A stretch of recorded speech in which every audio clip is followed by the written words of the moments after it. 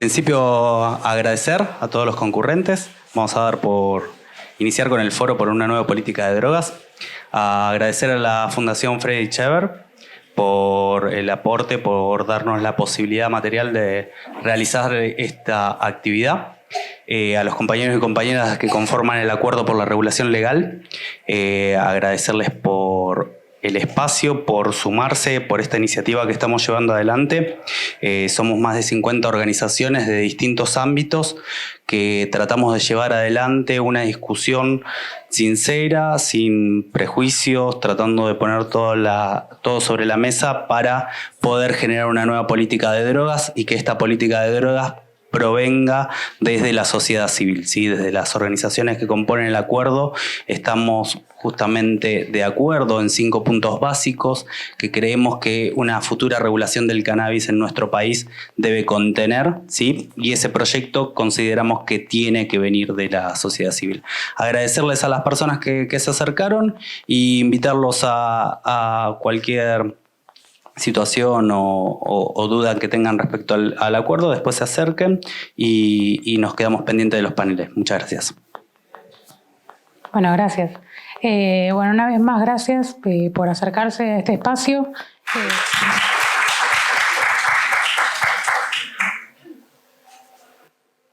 Buenas tardes a todos, a todas, a todes. Yo voy a estar coordinando este primer panel, en donde un poco lo que queríamos poner a compartir con ustedes tiene que ver con las consecuencias del prohibicionismo, y la idea es poder partir de un diagnóstico desde el territorio, desde el sistema penal y también desde la atención a la salud. Tenemos dos invitadas y un invitado que ahora les voy a pasar a presentar. La idea un poco es hacer una primera presentación de alrededor de unos 15 minutos y después poder abrir a preguntas o intercambios con el resto de los que estemos acá. Pablo Bacani, él es defensor general del Ministerio Público de la Defensa, es doctor en Derecho Penal por la UBA, es defensor coadyuvante ante el Tribunal Federal de Santa Fe, es profesor de la Facultad de Derecho de la Universidad de Buenos Aires y profesor de posgrado en otras universidades. Un poco nos va a venir a contar los efectos del modelo prohibicionista a partir de lo que él ve trabajando como defensor en la justicia federal en la ciudad de Rosario, en la ciudad de Santa Fe. La Negra Albornoz, así me dijeron que tenemos que presentar, que es referente de la Garganta Poderosa, que también nos va a contar un poco el efecto del prohibicionismo y de las políticas en materia de drogas desde el territorio. Y después Silvia Enchaurraga, doctora en psicología, máster en drogodependencias, directora del Centro de Estudios Avanzados en Drogodependencias de la Universidad Nacional de Rosario y secretaria general de la Asociación de Reducción de Daños de la Argentina. Nos va a compartir con nosotros y con nosotras los efectos del modelo prohibicionista en relación a la atención a la salud. Si les parece, empezamos con una primera ronda. Nosotros les pasamos un montón de preguntas y puntos que es imposible de poder abordar en 15 minutos, pero bueno, por ahí era alguna de las discusiones que se venían dando ya en el primer foro en Ciudad de Buenos Aires y un poco queríamos replicar también en este foro. ¿Querés empezar, Pablo? Sí, no tengo problema. Hola. Bueno, muchas gracias a todos y a todas por la invitación, en particular a Emilio Ruchansky, por la posibilidad de que a través de la Defensoría General de la Nación pueda, sobre todo la sociedad, la comunidad, conocer en particular las prácticas institucionales y puntualmente me refiero, cuando hablo de prácticas institucionales me refiero a las que son propias de la agencia policial y sobre todo la que mucha gente quizás no conoce, cuáles resultan ser la de la agencia judicial que habilita la legitimidad de la agencia policial para criminalizar a las personas, ¿no? Y esto me parece que es fundamental y saludo, de buena forma esta posibilidad que la defensa pública y en particular yo como defensor público que asistimos casi a la totalidad de las personas, un gran porcentaje de las personas criminalizadas y prisionizadas en razón de la tenencia de estupefacientes, permitamos un poco contarles a ustedes cuál es el diagnóstico de la situación respecto de los procesos judiciales que atraviesan esas personas. Me parecía central, digamos, tomar algunos puntos de lo que Eugenia me había pasado, sobre todo para comentarles a ustedes. Si bien hay algunas cuestiones técnicas que voy a tratar de sencillar un poco porque obviamente no es aquí una cuestión jurídica, pero sí lo que es importante es que ustedes conozcan qué tipo de caracterización legal aplicada a las prácticas institucionales permiten criminalizar, digamos, y prisionizar sobre la finalidad de la tenencia del estupefaciente. ¿Por qué razón? Porque no se trata, digamos, si hay una diferencia sustancial de lo que es la tenencia del estupefaciente y lo que se aplica respecto de cómo interpretar el fin de esa tenencia. ¿Por qué razón? Porque el fin de esa tenencia es lo que va a permitir que una persona pase 3, 4 años en prisión, ¿sí? Y esto es un dato no menor porque tienen que saber que el 68% de las mujeres criminalizadas en las cárceles federales son por tenencia con fines de comercialización. De modo tal de que esto es una práctica totalmente extensiva que obviamente ha avanzado desde quizás el fallo Arriola en adelante como una contraofensiva de la agencia judicial en criminalizar la tenencia con fines de comercialización. Con lo cual es al menos, obviamente, importante algunas consideraciones respecto de este punto. La otra cuestión importante es cómo se procede, cuáles son los procedimientos que rigen aún en nuestra democracia las prácticas judiciales que legitima, digamos, la agencia judicial. Y aquí también me parece fundamental dar cuenta de que no ha avanzado en los procesos de democratización de las fuerzas federales, en particular de la policía y gendarmería, respecto al modo en que se legitima por parte de la agencia judicial las fuentes anónimas, el uso de las fuentes anónimas en las investigaciones que se delegan, ¿sí?, en la autoridad policial y sobre todo y en particular un procedimiento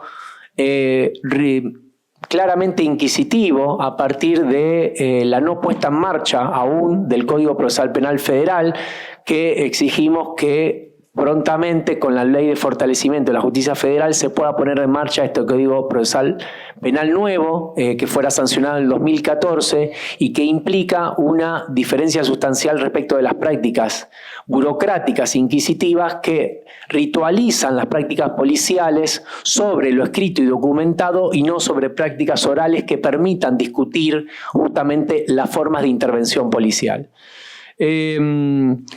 Primer tema que me parecía importante es cuándo se inicia una causa por tenencia simple de estupefacientes. Bueno, aquí básicamente hay que tener en cuenta 4 cuestiones. La primera es que generalmente se inicia a través de allanamientos que derivan no de investigaciones previas, sino por allanamientos que se producen de forma extensiva al registro de la vivienda por delitos no vinculados a la tenencia de droga. Es decir, un vecino que denuncia a otro, o hasta por ruidos molestos o por una sospecha de robo, habilita, digamos, a un registro exhaustivo de la propiedad y ahí se encuentra droga.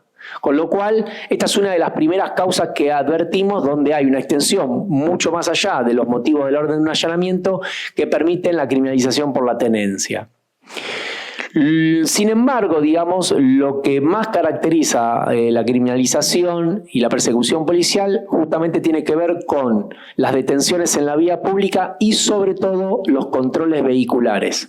¿Por qué razón? Bueno, a partir, digamos, del 2001, una ley que fue la ley 25494 permitió a la autoridad policial habilitar los controles vehiculares, abrir baúles, registrar lo que hay en el interior del auto y demás, fundado en controles de prevención vehicular, ¿sí? Esto fue una carta en blanco que permite excepcionar las circunstancias de indicios obviamente de culpabilidad, es decir, los fundamentos que un juez debe dar cuenta por el cual una persona oculta o tiene cosas relacionadas con un delito.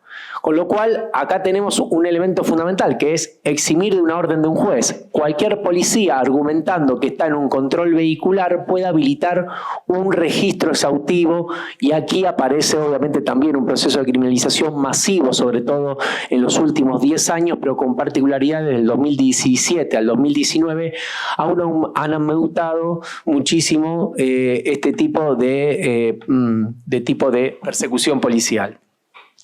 La otra tiene que ver con el registro en celdas de establecimientos carcelarios. Aquí también encontramos circunstancias en donde, si bien la Corte últimamente ha permitido avanzar sobre esta idea de la tenencia para consumo personal en establecimientos carcelarios, descriminalizándola, lo cierto es que las requisas de rutina, al encontrar droga, también habilitan procesos de criminalización. ¿Cuál es la pauta común de los tres que hablé? Es decir, del allanamiento, de las detenciones vehiculares y del registro en establecimientos carcelarios. Son dos. En primer lugar, que todas se inician sin una previa investigación por parte de un juez y sin indicios vehementes de culpabilidad que determinen previamente la autorización para registrar, ¿sí? Y la segunda es que por la sola cantidad del material secuestrado se habilita la presunción de la finalidad de comercio. Con lo cual, hoy por hoy, y el gran problema que estamos teniendo es un desplazamiento de aquel proceso de descriminalización por la tenencia a consumo a un masivo proceso de criminalización y prisionización que, en base a criterios estancos como ser la cantidad de la droga, ¿sí?, o el acondicionamiento de la droga, básicamente algunos otros elementos que sirven ¿para qué? Para presumir la finalidad de comercialización, cuando justamente lo que no se acredita es que esos actos de comercialización existan, ¿sí? De modo tal de que esto es un gran problema que estamos advirtiendo porque ha aumentado significativamente a través de una estructuración legal que exige una reforma, como ser la establecida en el artículo 5 de la ley, sobre todo el 5C. ¿Cuál es el gran problema de esta ley? Que obviamente tiene un amplio alcance de punibilidad que va de 4 años a 15 años de prisión, cuando la sola tenencia de la droga es de 1 año, ¿sí?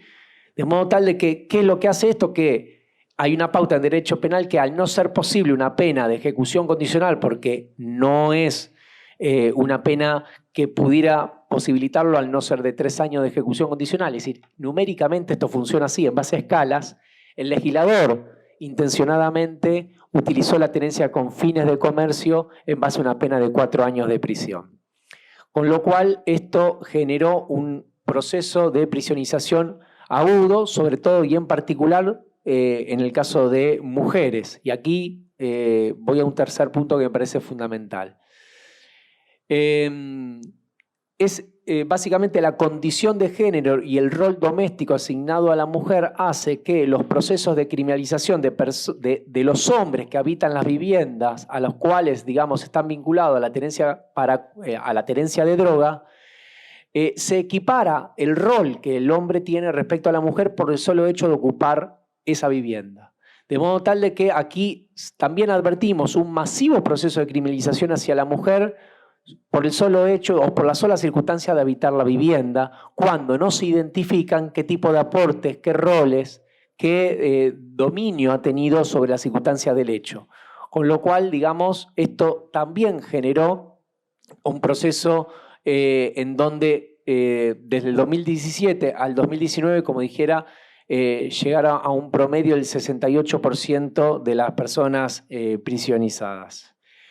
La otra cuestión tiene que ver, que para mí es central, con el modo en que las prácticas judiciales permiten a la autoridad policial la gestión de la criminalización de la droga, porque en realidad lo que permite esto es que si se habilitan fuentes anónimas y básicamente la agencia policial no va a dar cuenta de este tipo de investigaciones en un proceso oral y público donde se permita y se exija confrontar, digamos, de dónde surge esa información, cuál es la fuente anónima, cómo surgen esos datos, evidentemente esto permite la gestión del proceso, digamos, sobre todo de narcomenudeo o microtráfico. Las mismas situaciones vemos en los establecimientos carcelarios, cuando esto es mucho más evidente. Es imposible que un familiar ingrese droga masivamente y lo que hace el servicio penitenciario, en cierta manera, es gestionar los controles de rutina habilitando, digamos, el hallazgo de cierta cantidad, mientras que por otro permite, digamos, el tráfico masivo, ¿no? Estos tipos de gestiones en realidad no están, no pasan por un tamiz de publicidad, de inmediación, de control de estas circunstancias en un proceso penal. ¿Por qué razón? Porque el Código Levene, el viejo Código Procesal Penal de Nación que rige el sistema federal, habilita, digamos, un proceso claramente escrito, con lo cual hace comparecer a la persona a juicio y basta, digamos, con que la persona haya firmado aquello que escribió para legitimar para los jueces eso que dijo. Es decir, hay decena cantidad de juicios donde los policías no pueden dar cuenta de los procedimientos que hacen, pero sí los jueces se toman en cuenta aquello que estuviera escrito, con lo cual hay un proceso de construcción que habilita el armado de causas y la gestión, digamos, de la persecución penal, particularmente en el microtráfico, el narcomenudeo.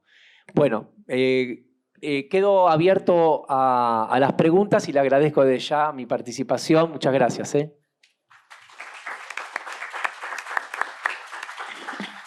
Bueno, muchas gracias. No sé quién quiere... Sí.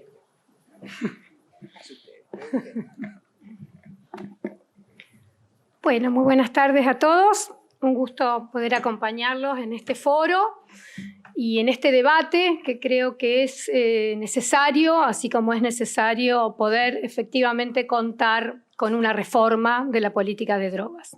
Hace un par de años presentábamos el acuerdo, acá cerquita, en la sede de la Universidad Nacional de Rosario. Coincidíamos también ahí con los representantes de las otras organizaciones sobre la urgencia de poder aportar desde este espacio, donde nos nucleamos desde múltiples organizaciones, en particular aquí estoy representando la Asociación de Reducción de Daños de la Argentina, para poder contar con una política de drogas más efectiva, más justa y más humana. Y creo que en este sentido este foro es prueba de que estamos avanzando en este debate. Creo que no tanto en la reforma de la política, si bien ha habido algunos avances que vamos a comentar. Voy a aportar algunas reflexiones sobre las consecuencias del prohibicionismo, en particular en el campo de la salud, en el campo sanitario. Y el primer aspecto que me gustaba remarcar es la dificultad que tenemos para hacer diagnóstico cuando no tenemos investigaciones y no tenemos datos epidemiológicos oficiales y certeros. Y esta es una de las primeras consecuencias en sí del prohibicionismo, a la que además podemos mirar con una mirada crítica, analizando aquellos estudios que sí ha habido hace algunos años, hace algún tiempo, pero basado en una metodología como es la metodología de encuesta de hogares, que ya nos sitúa frente a una paradoja. Tenemos que suponer que una persona que usa, que abusa o que depende de las drogas, tiene una vivienda, está en su casa, responde a la encuesta de hogares y tiene ganas, tiempo y valentía para reconocer en el escenario del prohibicionismo su consumo de drogas. ¿Qué podemos esperar de esos resultados, de esas investigaciones? Bueno, pero para aportar acá voy a autorizarme en 30 años de estudio de las políticas públicas en el país y en el exterior en materia de drogas, 25 años dirigiendo un servicio público en el Centro Regional de Salud Mental Agudo Ávila y también en mis 25 años de docencia en la Facultad de Ciencias Médicas y en la Facultad de Psicología con estos temas. El primer aporte en relación a las preguntas que me compartían para hablar sobre las consecuencias del prohibicionismo, voy a hacerlo en relación a la oferta. ¿De qué manera el prohibicionismo influye en la oferta y el contrapunto que podemos hacer entre la oferta de drogas, por un lado, cada vez más diversificada, en relación a un mercado cada vez más redituable, donde las drogas no solo se estiran y se adulteran para hacer más rentable el negocio todavía, sino que además se estiran y se adulteran de formas atractivas, innovadoras, novedosas, para volver al producto lo más atractivo posible. Y en este sentido también poder competir con los otros vendedores, proveedores de sustancias. En este escenario tenemos que hacer un contrapunto y también ahí situar, ¿no?, los grandes daños del prohibicionismo en relación a la clandestinidad, consumir cualquier cosa y de cualquier manera, sin el acompañamiento y el protagonismo del Estado con políticas de reducción de daños, sino también la paradoja de, frente a esta diversificada, rica, atractiva, poderosa e innovadora oferta de drogas, la restringida oferta asistencial.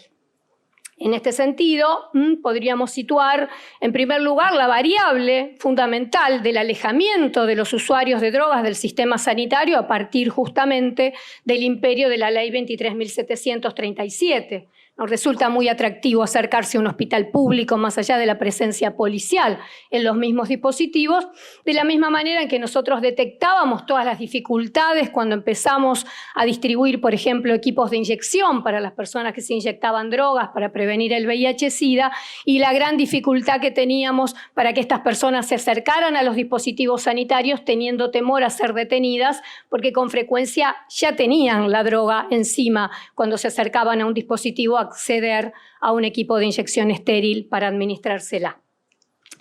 Y acá aparece una encrucijada, ¿no? Mientras se alejan los usuarios de drogas del sistema sanitario, ¿se intenta hacer más atractivo el sistema sanitario? ¿O se intenta ir con el sistema sanitario a aquellos que no llegan a él? Esta sería una primera pregunta. Contamos con la Ley Nacional de Salud Mental, la 26.657, sus antecedentes con la Ley Provincial de Salud Mental, que ya desde los años 90 instalaba también esta perspectiva de derecho. Pero digo yo, si no hay una gran dificultad en relación a aquello que en la teoría es fantástico, pero en la práctica, sin el presupuesto necesario y sin las mismas instituciones intermedias que las mismas leyes prevén, no se puede efectivamente concretizar. De hecho, digamos que la Ley Nacional de Salud Mental, que ya tiene más de 10 años de vigencia, preveía un piso del 10% del presupuesto en salud para las problemáticas del campo de la salud mental y las adicciones. Recordemos que la ley se llama Ley de Salud Mental y Adicciones, pero más allá de esta conjunción con la I, donde estamos anexando un campo, la ley insiste en poder instalar como parte integrante del campo de la salud mental a las adicciones. Y acá ha aparecido una encrucijada, donde al espíritu de la ley, que como digo a la letra es fantástica, la implementación en el campo de esta ley nos ha llevado a restringir el fortalecimiento del sistema público en la atención de estas problemáticas. No se han creado dispositivos específicos, si bien discutimos la importancia, el imperio y los daños que producen los dispositivos monovalentes, fundamentalmente de encierro, fundamentalmente residenciales, que aíslan a las personas de su medio familiar, que encierran a las personas en un dispositivo artificial. Sin embargo, mi experiencia es que son necesarias instituciones donde el profesional esté formado, esté capacitado, y la realidad, digamos, cubriendo áreas de vacancia en la Facultad de Ciencias Médicas y en la Facultad de Psicología, formando equipos desde los años 90, es que no todas las personas salen formadas para abordar la complejidad de un consumo compulsivo o problemático de sustancias. Y suponer, un poco mágicamente, ingenuamente, que situando este problema en la comunidad vamos a lograr resolverlo, estamos de alguna manera siendo funcionales al encierro, al prohibicionismo y a las instituciones basadas en la abstinencia. ¿Por qué? Porque desde ese lugar la desesperación de un familiar hace recurrir, por ejemplo, a un centro clandestino.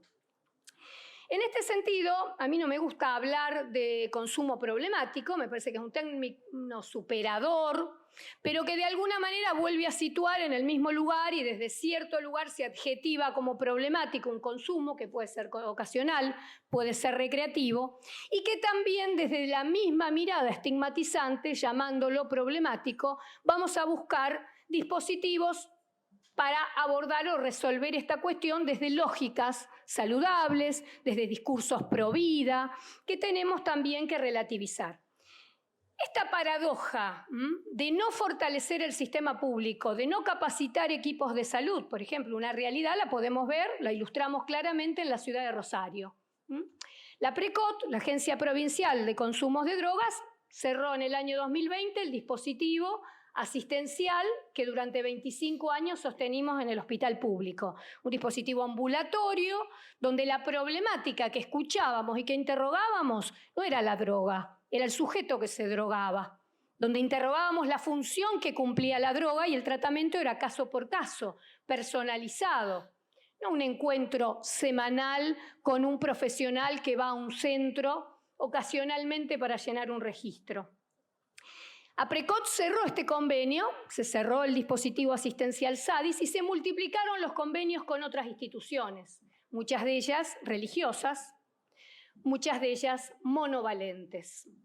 Y creo que también la flamante agencia rosarina de prevención y abordaje de los consumos problemáticos, hoy con convenios con la APRECOT, con convenios con la CEDRONAR, con convenios con el Foro de Adicciones y la ONG Nazaret y la ONG Vínculos para formar a los equipos y para dar los abordajes en terreno, nos permiten hoy interrogar cuál es la lógica en juego. Si es la lógica de escuchar al sujeto que se droga o hay otra lógica donde sigue siendo la sustancia aquello que no nos deja ver la problemática. Se habla de abordajes territoriales. Yo digo, ¿por qué hablar de territorio? Es la lógica bélica la que aborda el territorio. La misma lógica bélica de lucha, de guerra contra las drogas y contra aquellos que se drogan. ¿Por qué no empoderamos de nuevo el concepto de barrio, de vecindad, de comunidad? ¿Por qué seguir hablando de los dispositivos territoriales? ¿Y por qué pensar que mágicamente se va a ampliar el cuello de botella cuando creamos en 6 distritos o replicamos algo que ya teníamos, por ejemplo, en la estación? ¿Qué va a cambiar si el cuello de botella sigue siendo el mismo? La primera escucha, ¿a dónde va a derivar? ¿Se han creado dispositivos nuevos, centros nuevos, asistenciales? No, no se han creado. Y acá la realidad es que tenemos que interrogar a qué nos dirigimos cuando hablamos de la primera escucha. Porque la primera escucha requiere de una segunda escucha, requiere de una continuidad del tratamiento. Esto lo podemos ilustrar, lo voy a ilustrar con 2 preguntas en relación a 2 casos recientes que he podido escuchar. Brian, de 19 años, que desde que se levanta no piensa en otra cosa más que cómo conseguir cocaína y cómo consumirla, la que sea y cómo sea. Y que un día, como él dice, me pasé de la raya, casi voy al otro lado, ya no la controlo y hoy necesito ayuda. ¿Puede Brian esperar semanas un turno en salud mental en el dispensario del barrio? ¿O pensamos que mágicamente la primera escucha y la burocracia de los laberintos del Estado va a resolver la problemática del que necesita y requiere de una sustancia? Segunda pregunta. ¿Podemos pretender que Yamila, una joven madre desesperada que no sabe ya qué hacer con su hijo que consume drogas, tenga una mirada crítica sobre las instituciones de encierro? ¿Podemos esperar que Yamila sepa que el encierro no cura, que el encierro daña y que el encierro potencia las problemáticas?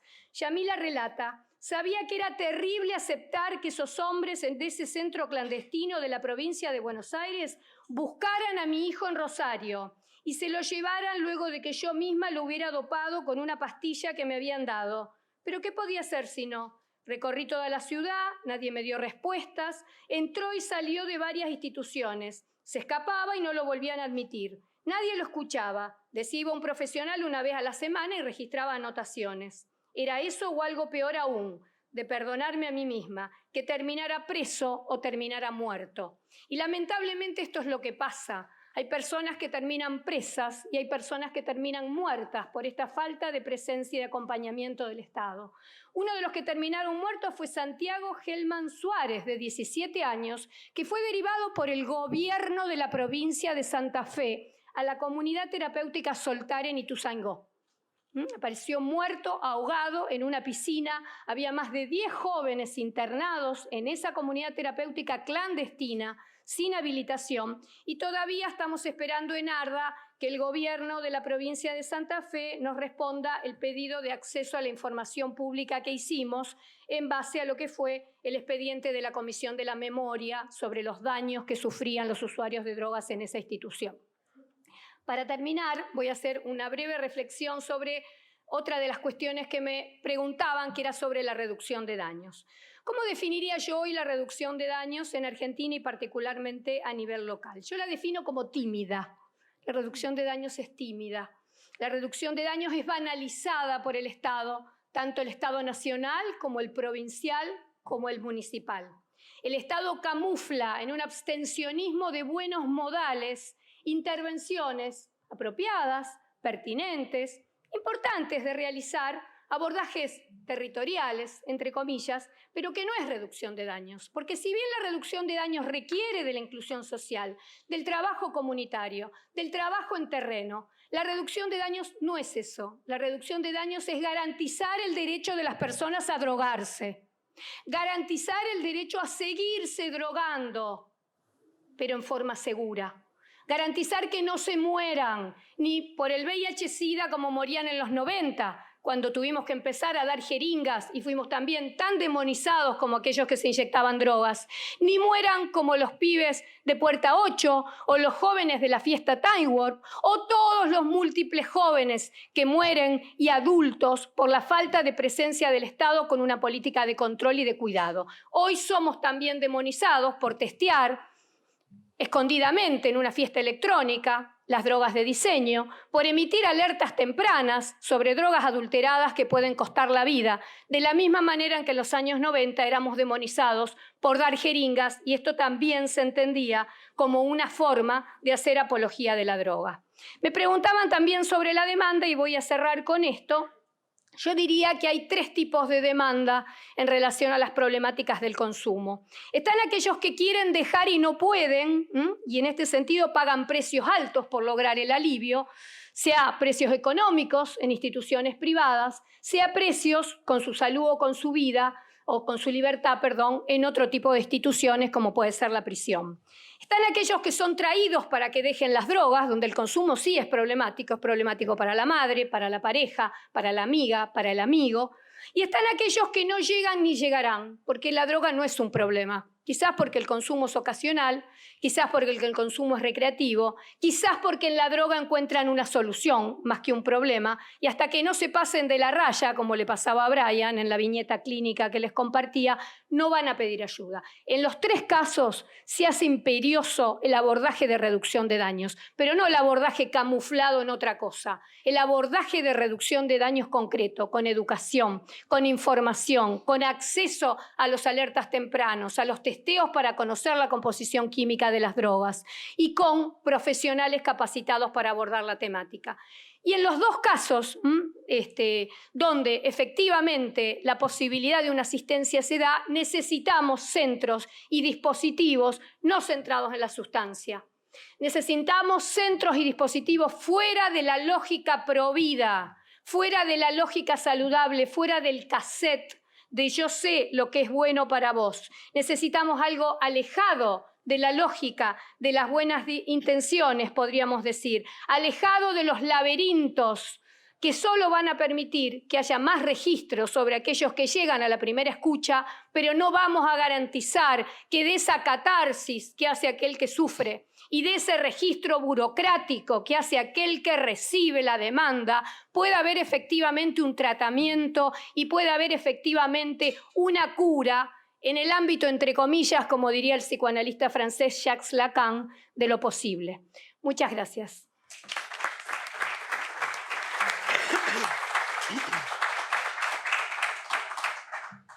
Hola. Bueno, ¿cómo están? Muchísimas gracias por la invitación a pensar esto que para nosotras que vivimos en los barrios populares tiene toda la complejidad de lo punitivo, tiene toda la complejidad de una salud mental que no existe por parte del Estado, por parte de nadie, y una política de drogas que tampoco existe desde el Estado, y una discusión que es muy necesaria, ¿no?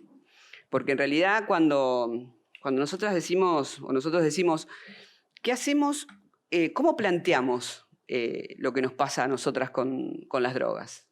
¿Cómo lo planteamos a lo que pasa en el barrio popular, en la villa con la droga?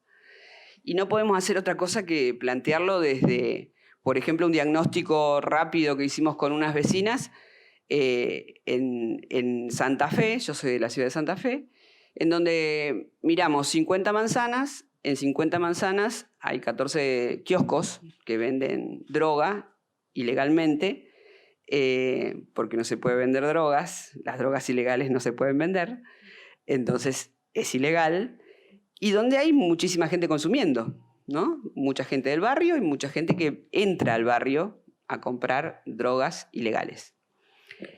Y ahí se empiezan a sumar un montón de complejidades y un montón de sufrimientos, ¿no? Porque nosotras estamos o en el comedor, o en el apoyo escolar, o en la casa de las mujeres, que son dispositivos que vamos armando, que va armando La Poderosa en el país, y sentimos, qué sé yo, a las 7 de la tarde, más o menos, que empiezan a los tiros, que se pone invivible el barrio, que la situación es cada vez más compleja, y nos entra la desesperación, ¿no? Porque decimos, ¿qué hacemos? Y también nuestras hijas, hijos, hermanos, a veces nosotras consumimos drogas ilegales. También consumimos de las otras, de las legales.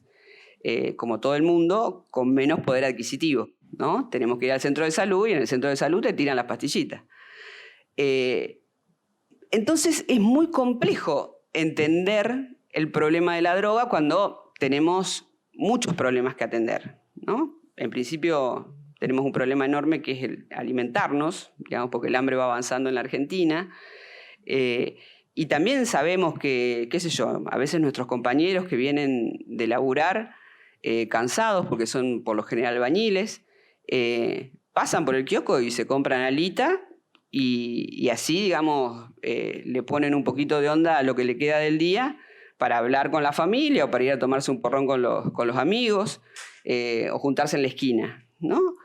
Y para nosotros sigue siendo complejo entender el problema, ¿no? Entender, por ejemplo, que cuando tenemos una situación, sí, muy difícil con alguno de los pibes o de las pibas que viene consumiendo un montón y que se va yendo a la mierda, cuando vamos al centro de salud no tenemos un turno. O sea, no hay una psicóloga o un psicólogo que te pueda escuchar. O a veces el centro de salud está cerrado porque es tan peligroso el barrio que se van. Y te dejan el centro de salud vacío, cerrado, sin ninguna explicación. Entonces, yo creo que es muy necesario sentarnos a charlar, a pensar en una política de drogas, en obligar a los gobiernos a que lo piensen. Porque también son parte, ¿no? Son parte desde la policía, porque nosotros vemos cómo la policía viene, se lleva la plata del kiosco y entonces pueden seguir vendiendo, ¿no? Porque la policía también es parte de este problema. Y cuando decimos la policía también son los pibitos. Yo ando mucho, ¿no? por la Argentina, y cuando salgo de la ciudad de Santa Fe en la terminal a tomarme el micro, veo como hay, yo le digo, la policía bebé. Son chiquitos que entran ahora a la policía que tienen, ¿cuántos años? 22 años. Y yo los veo como esperan, porque es la policía bebé. Y esta policía bebé va a aprender a ser corrupta. Porque en realidad yo tengo un hijo que tiene 25, ¿no? Y sus amigos de la secundaria, bueno, algunos se metieron a policía, no es que lo eligieron, se meten porque es una salida laboral. Y ellos mismos te cuentan, esos policías bebés que recién terminaron y salieron, digamos, y ahora los llevan a otras ciudades, por lo general a los de Santa Fe los traen a Rosario, con un cagazo infernal por venir a Rosario, porque tienen miedo, ¿no? Porque les cuentan cosas de Rosario que tienen pánico. Y después te empiezan a contar cómo, para hacer horas, cómo se cambian o sea, cómo empieza el nivel de corrupción, ¿no? Cómo los van captando desde la corrupción, porque no le dan salidas que no sean corruptas, ¿no? Como para trabajar con honestidad. No, siempre es como con trampas lo que te van contando, ¿no? Y bueno, y esos policías bebés después van a crecer un poquito, van a tener un poquito más de experiencia y seguramente van a pasar por los kioscos a buscar la coima para no caerles encima después a aquellos que venden. Entonces, el problema se nos hace cada vez más complicado, ¿no? Porque los pibes entran cada vez más chicos, las pibitas entran cada vez más chicos, a recorrer el pasillo, a habilitártelo si vos venís a vender.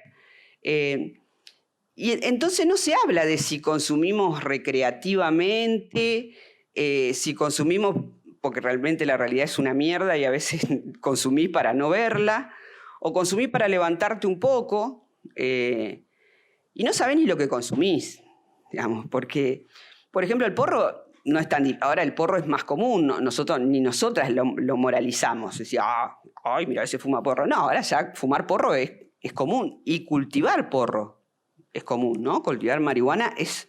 Vos entrás al barrio y sentís un olorcito porque sabés que, eso sí, hay que dominar la planta para que no sobresalga y no te la vea y vengan y caiga la cana y te saque todas las plantas. Pero entonces, esto de consumir, un porro, ¿cuánto sale? 200, 300. 300 pesos. O sea, te sale menos que un atado de cigarrillo de los truchos. Porque no fumamos de los otros porque son carísimos. Entonces, y no nos preguntamos qué estamos consumiendo, ¿no? Y si tenemos ganas realmente de consumir. Ojalá fuera recreativo, ojalá digamos, che, no sé, pongo una musiquita y me fumo un porro. No pasa ahí, ¿eh? Por lo general te fumás un porro o para bajar de la locura que tenés, y no sabés si realmente es una necesidad, si es una recreación, si es un gusto. No lo podés ni pensar, ¿no? Y eso también es algo que nos sacan aquellos que vivimos por debajo de la línea de la pobreza. Hasta el placer que podríamos sentir con alguna droga si quisiéramos drogarnos como un deseo. Entonces, no sabemos ya cómo mirar el problema. No lo entendemos, ¿no? Nos pasa por encima. Acá están las compañeras de los Pumitas, ¿no? De una de nuestras asambleas acá en Rosario.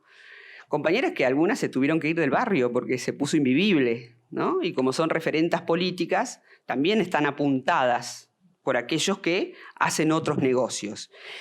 Y después, lo otro que es muy loco porque el tranza del barrio es un vecino, digamos, un vecino que vive un poco mejor, ¿no? Que tiene un televisor más grande, sí, que tiene un auto y debe tener 3 o 4 motos, porque son parte, digamos, de la distribución después de la droga ilegal, pero es un vecino, ¿no? Es al que yo le puedo pedir aceite, un poco de azúcar.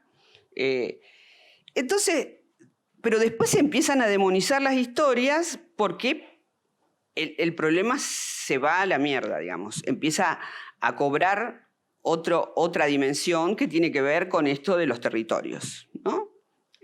La llamada guerra de las drogas. Entonces, el que vende acá no quiere que vos vendas acá, y el que vende acá no quiere que vos pases para allá, y ahí se empieza a poner muy denso, ¿no? Porque cada vez se necesita vender más. Porque también tiene que ver con, porque contábamos, ¿cuánta plata haces? Le preguntábamos a una vecina. Y, por ejemplo, de jueves a domingo se vende mucho más, entre 70 y 80 mil por día, pero de eso tenés que sacar la coima y tenés que sacar porque tenés que volver a comprar. O sea que es un circuito que tampoco te lleva muy arriba, ¿no? De lunes a jueves, entre 50 y 60 mil por día, pero también, o sea, siempre la coima se la lleva a la cana y es cada vez un montón, cada vez más, ¿no? Porque eso también sube con la inflación. Entonces, y ahí estamos en el medio, ¿no? Estamos en el medio de este quilombo en donde cada vez es peor porque después empiezan otros problemas, que son los sicarios y los tiratiros, ¿no? Después estás en el medio que no podés tomar ni una cerveza en la vereda, no podés tomar mate, no podés salir a visitar a tu familia, no podés ir a ver a tu vieja. ¿Por qué? Porque realmente se pone todo mucho más denso e invivible en el barrio. Mientras tanto, los que tienen que empezar a pensar en el problema no piensan, digamos. Le echan la culpa uno al otro, la municipalidad a la provincia a la nación, y así estamos permanentemente en una historia que no se acaba jamás. Así que nosotros celebramos poder estar acá, poder aprender, poder escuchar, poder saber lo que pasa, Y por ejemplo, lo que decía recién el compañero al respecto de las mujeres. Cada vez más mujeres venden, ¿no? Y cada vez más mujeres las obligan a vender y cada vez más mujeres consumen. Sí, a veces la realidad de una mujer empobrecida es realmente muy difícil. Y a veces entramos en consumo por eso también. Pero cada vez más venden porque son obligadas también a vender, ¿no? O como si entran, si pueden allanarte tu casa, vienen, o porque te denunció uno, entran a tu casa y era tu compañero el que consumía o vendía, y vos sos sospechosa de eso y te llevan también. Y hay otras que son diferentes. Por ejemplo, yo tengo una vecina que se va a limpiar casas, ¿no? Trabaja fuera de su casa, se va a limpiar, vuelve y atiende el kiosco, ¿no? No para. Bueno, una vecina de mi barrio viene de limpiar, le tocaba el turno de ella del kiosco, empieza a atender y se la llevan, ¿no? Se la llevan y después lo que se llenan de plata son los abogados. Porque después cierran el kiosco, ¿no? Llega el allanamiento, un lío bárbaro, se llevan, dirían mi vecina, la mercadería, se la llevan a la señora, una señora grande que se la pasa trabajando, la meten en cana y al rato llega el abogado y vuelve la mercadería, porque ese kiosco sigue vendiendo para pagarle al abogado, que tiene que sacar a esa señora. Es como un círculo enloquecedor de una vida cotidiana dentro de los barrios empobrecidos que no se puede más. Por eso nos parece sumamente importante venir y charlarlo y hablarlo con los que quieran escuchar, para ver cómo le vemos una vuelta, cómo le buscamos una solución, cómo podemos resolver esto. Y a mí me gusta siempre contarles, ¿por qué hace así? Un relato que escribió una compañera mía de Cava, ¿no? De la Ciudad Autónoma de Buenos Aires.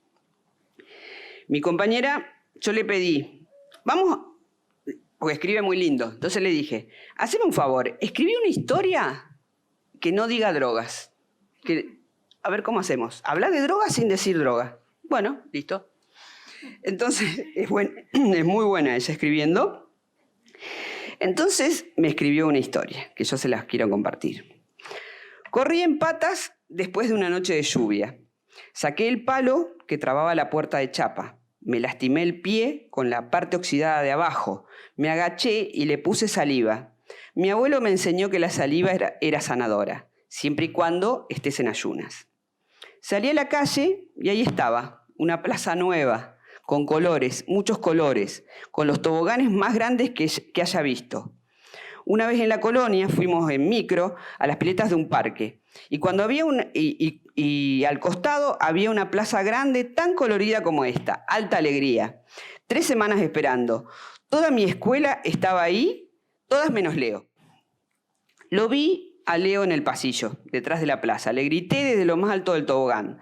Leo y yo somos mejores amigos desde que tenemos 3 años. Su mamá y la mía iban al comedor de Mirta a trabajar y nosotros a la guardería. Hacía como 2 semanas que no lo veía. Y ahora que lo veía bien, vestía ropa recheta y altas zapatillas blancas que desde arriba del tobogán brillaban. Me tiré para ir a buscarlo. Seguro le da vergüenza entrar, pensé. Cuando voy llegando, se mete para adentro. Era raro, porque Leo vive en el pasillo de la manzana 2 y en esa casa no vive más su tío Roberto, porque ahora Roberto se volvió al Chaco porque en el barrio tenía problemas. Igual entré a buscarlo. Andate, Michael, me dijo, estoy trabajando. ¿Viste la plaza nueva, Leo? Está cheta, ¿no? Le respondí. Eso es para chiquitos, me contestó. Ahora andate que estoy trabajando. Miré hacia abajo y mis pies estaban embarrados y sus pies con zapatillas nuevas. Me dio una bronca, una re bronca y me fui. Ya vas a venir a buscarme, le dije y corrí de nuevo a la plaza. Al otro día me levanté a la misma hora, pero tenía ganas de comer algo. Los días que no voy al colegio, tengo que esperar que Nelly vuelva de las casas que hace limpiando para que me traiga algo de comer. Revolví todas las piezas para ver si Almi se escondió algo de la vianda del viernes, pero no. Entonces lo vi a Leo, de nuevo, en el mismo pasillo de ayer, con otra ropa re pioli de marca. Tenía un corte hecho por la barbería y unos anteojos negros. Leo, ¿tenés una galletita o algo para darme? Le dije. Tomá, Michael, me dijo y me dio 500 pesos. Cómprate algo. Lo miré raro, pero me fui a comprar rápido y volví con la boca llena y el vuelto. Ahí nomás, Leo se puso a caminar conmigo para la esquina y me ofreció laburo. Los mismos que hicieron la plaza buscan pibes para hacer de seguridad. Y si te portás bien, después podés llevar la mercadería. A veces te piden que hagas mandados a la plaza, que repartas folletos y que lleves algunos mensajes a gente de otro barrio. Es fácil. Al toque acepté. En 2 días tuve mi visera nueva, una campera de ropa inflable, que ya no hacía tanto frío, pero le había visto la misma campera al del video de la tele y me la compraban, así que no gasté un peso. Así que ya fue. La otra mañana me volví a enganchar el pie con la chapa oxidada, pero las zapatillas con resorte me protegieron. Igual me agaché para ponerme saliva, de costumbre nomás. Me reí para mí mismo. Luego empezó a fumar. Yo estoy probando. Así que todos los días antes de irme a trabajar me compro un triple de chocolate, una coca, uno de 10 y me voy a cubrir mis horarios. Para ir a mi trabajo giro al costado de la plaza, voy tocando las rejas verdes, miro el tobogán gigante de colores y pienso, eso es para chiquitos.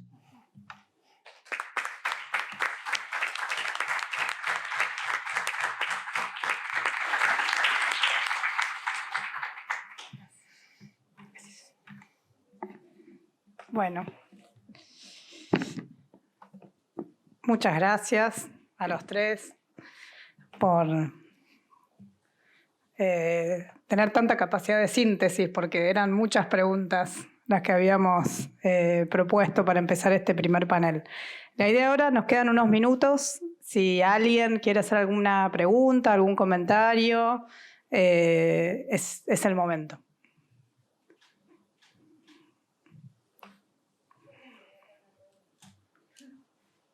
Pasamos porque es para la grabación.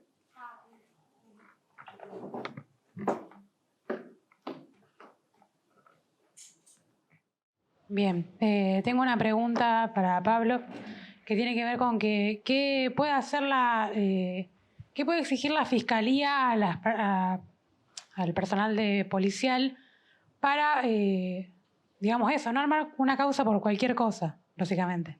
Que, por ejemplo, si te agarran en tenencia de estupefacientes, ¿qué puede preguntar al fiscal para iniciar o no una causa, una detención, un allanamiento, y si eso hay algo estipulado o si es a voluntad?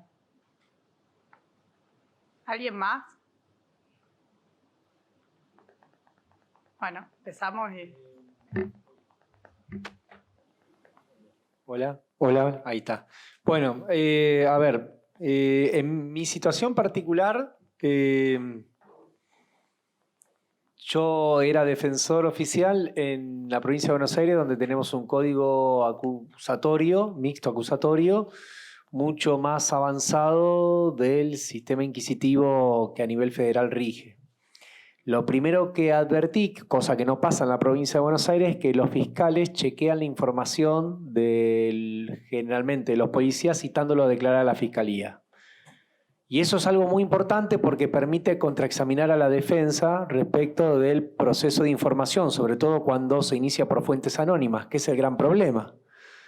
Básicamente, la fuente anónima debe estar regulada, y esto es fundamental.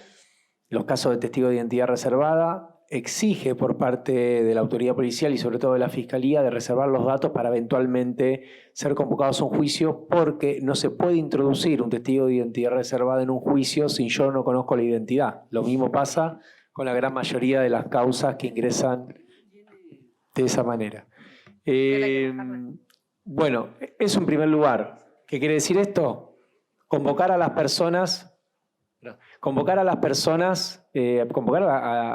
autoridad policial. En Santa Fe eso no ocurre. Pablo, tenés que bajarte un poquito. Sí, ahí está. Gracias. Bueno, eso no ocurre y eso es fundamental. Segundo lugar, bueno, también tiene que ver la política criminal que el Ministerio Público Fiscal realice respecto de directivas a los fiscales. No sé si la comunidad conoce, pero recientemente se aprobó la ley de fortalecimiento de la justicia federal aquí en Santa Fe y estamos, creo que es un proceso único que va a tener que vivir la comunidad toda para pensar, digamos, también, dado que amplía, casi que triplica la cantidad de cargos existentes, se generan cámaras federales y demás, donde obviamente, reitero, es fundamental la vigencia del nuevo Código Procesal Penal Federal, fundamental avanzar con la posibilidad de que la comisión bicameral, digamos, se reúna y que sea Santa Fe la próxima provincia, porque esto implica revertir las prácticas que vienen dadas desde hace 30 años y que favorecen la criminalización del narcomenudeo, y esto me parece que es fundamental. Y en segundo lugar, yo diría que la comunidad toda participe también de esta ley, teniendo en cuenta, digamos, que va a magnificar el fuero federal en la provincia, ¿no? Y esto, definir qué prácticas, digamos, judiciales tiene que haber para trabajar en esto que la negra nos decía, digamos, de cómo la policía actúa y cómo gestiona el negocio de la narcocriminalidad, es fundamental, porque una sociedad democrática, por lo menos dentro de la justicia, exige, obviamente, discutir este tipo de prácticas, ¿no? Sí, perdón, incluso se vienen dando de situaciones de personas que tienen micropan y que son detenidas en la vía pública y que la policía no puede iniciar una causa, tienen micropan, hacen un acta de contravención o algo así. Claro. ¿Qué implicaría eso? ¿Qué significa? Claro, la contravención, entiendo yo, hay que ver cómo está pautada, pero ya ingresa, digamos, por fuera de la ley penal, de la 23737. No sé qué consecuencias tendría la contravención, ¿no? Pero en realidad no tendría que haber contravención si está la autorización legal. También que quería decir de la negra, me parece importante poder echar uso de este proceso de feminización de la pobreza y la visibilización también de que son parte de las mujeres y que cada vez es más grande. Y bueno, no puede pensar esto, ¿no? La economía delictiva y violenta en ese sentido, y cuando eso tiene las mujeres que son jefas de hogar, que sostienen una familia, digamos, poder pensar en esta clave al momento de poder discutir una nueva política de drogas, pensar esos elementos de una economía de. Sí. Sobre todo pensando en Rosario, que del 2021 al 2022 lo que hace subir la tasa de homicidios son las muertes de mujeres. O sea, hubo la misma cantidad de muertes de varones jóvenes que el año anterior, y en una forma muy similar a la muerte de los jóvenes, ¿no? No es esa violencia en el espacio doméstico. Y después el aumento de la población de mujeres presas, de mujeres alto perfil, que eso también habla de un proceso de ampliación del sistema punitivo en relación a que entra con esa clasificación. Y a eso sumémosle la percepción social del problema. Totalmente. En el caso que nos ilustraba la negra, estamos viendo la realidad de una señora pobre, y los medios de comunicación y la opinión pública registran eso como un narco, ¿no? Totalmente. Una señora narco, digo, no, es otra la realidad. Entonces ahí también la narcocriminalidad o todos estos fenómenos vinculados al narcomenudeo que hacen que cada vez haya fenómenos de exclusión social, de pobreza, de alternativas para buscar un lugar en el mundo, de aquellos que se convierten en soldaditos o que se convierten en aquellos que atienden un búnker o hacen el delivery de drogas o manejan las redes de WhatsApp de los dealers. Digo, y esas no son las redes del narcotráfico a las que se debe apuntar cuando se habla justamente de la guerra contra el narcotráfico. Porque, digo, ahí también está cómo la percepción social viene a dificultar y un debate que no es informado, justamente.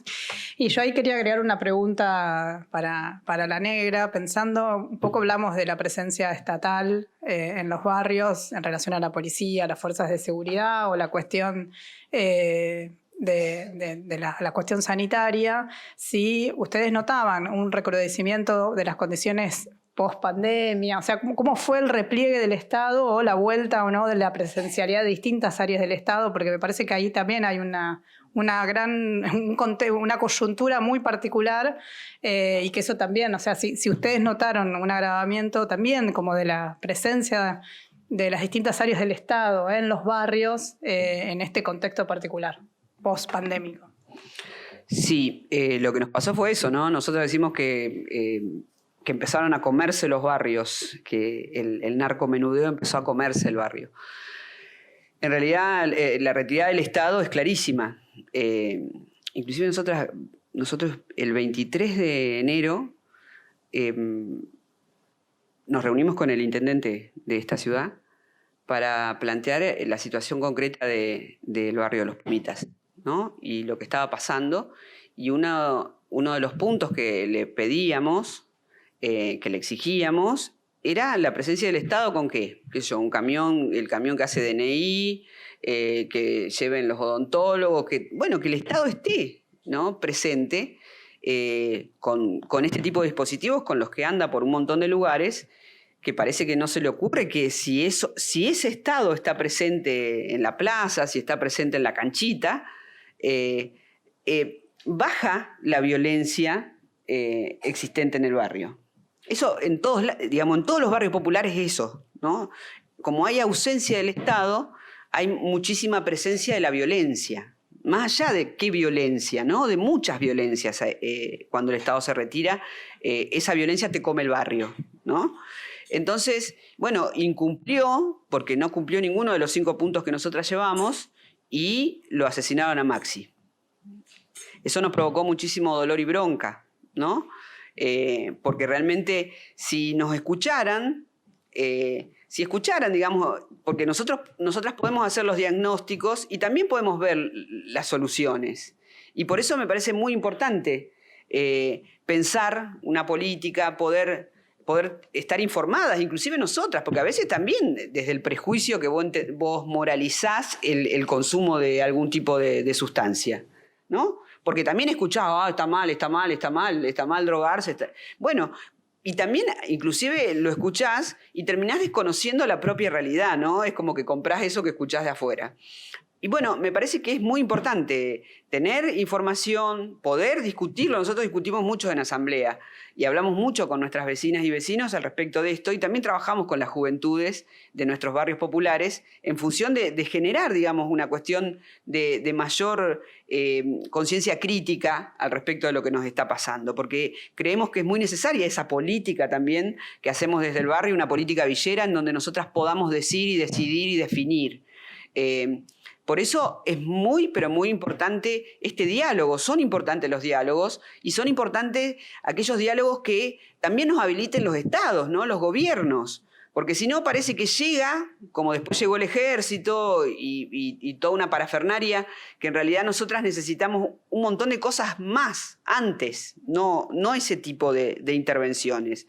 Aprendimos que la gendarmería cuando pasa no se modifica nada. O sea, ¿cuánta policía, cuánta gendarmería, cuánto ejército llegó a Rosario? ¿Se modificó? No se modifica esa realidad. Me parece que es necesario otra discusión, otro debate, y un debate franco de parte de los gobiernos, no hacer como que, mientras tanto, digamos, en la feminización de la pobreza, los femicidios en contexto narco son cada vez peor, digamos, y cada vez más. Y el contexto narco, cuando un femicidio ocurre, realmente es tremendo, porque es como te asesinaban los pibes antes, como lo siguen asesinando a los jóvenes, también en contexto narco, es con muchísima violencia, ¿no? Con muchísima violencia.